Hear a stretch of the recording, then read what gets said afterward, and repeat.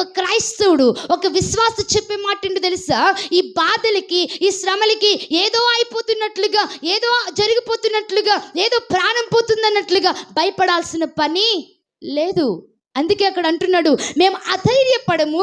ఎందుకనంటే మా బాహ్య పురుషుడు కృషించుచున్నాడు కానీ మా అంతరంగ పురుషుడు ఏం చేస్తున్నాడు? దినదినము నూతన పరచబడుచున్నాడు. దేవునికి స్తోత్రం కలుగును గాక. హల్లెలూయా.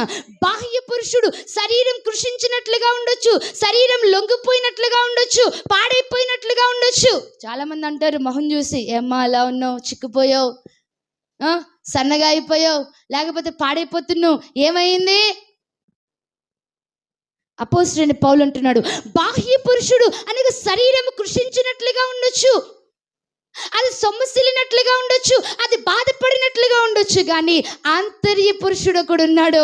ఆయన ప్రభువు అయిన యేసుక్రీస్తు నాలో ఉన్నాడు. ఆయన దినదినము నన్ను నూతనపరచుచున్నాడు. హల్లెలూయా.